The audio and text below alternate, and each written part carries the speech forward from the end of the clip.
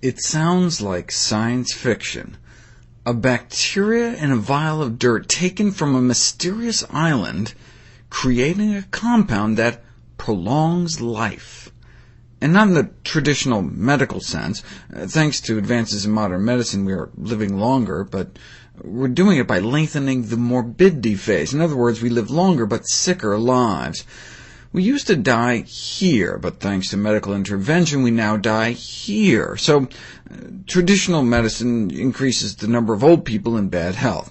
Ideally, though, we'd expand lifespan by slowing aging to delay the onset of deterioration. And that's what this appears to do. They called it rapamycin, named after Easter Island, known locally as Rapa Nui.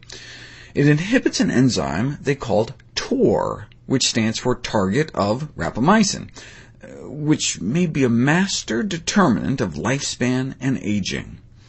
The action of TOR has been described as the engine of a speeding car without brakes. Rather than thinking of aging as slowly rusting, a better analogy may be a speeding car that enters the low-speed zone of adulthood and damages itself because it does not and cannot slow down. Why don't living organisms have brakes? Because they've never needed them. In the wild, animals don't live long enough to experience aging. Most die before they even reach adulthood. Just a few centuries ago, life expectancy in London was less than 16 years old. Therefore, living beings need to grow as fast as possible to start reproduction before they die from external causes. The best evolutionary strategy may be to run at full speed, but once we pass the finish line, once we win the race to pass on our genes, we're still careening forward at an unsustainable pace. Thanks to this enzyme, TOR, which in our childhood is an engine of growth, but in adulthood can be thought of as an engine of aging. Nature simply selects for the brightest flame, which in turn casts the darkest shadow.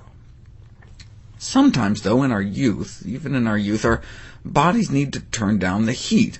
When we were evolving, there were no grocery stores. Periodic famine was the norm, and so sometimes even young people had to slow, or they might never even make it to reproductive age. So we did evolve one braking mechanism.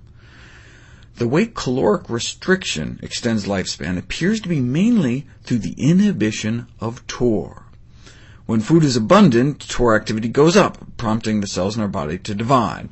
When TOR detects that food is scarce, it shifts the body into conservation mode, slowing down cell division, and kicks in a process called autophagy.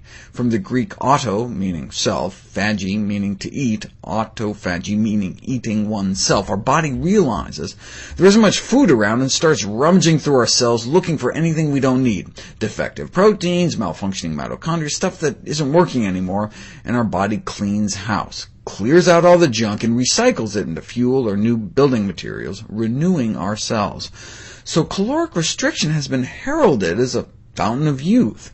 The potential health and longevity benefits of such a dietary regimen may be numerous, but symptoms may include dropping our blood pressure too low, loss of libido, menstrual irregularities, infertility, loss of bone, cold sensitivity, loss of strength, slower wound healing, and psychological conditions such as depression, emotional deadening, and irritability.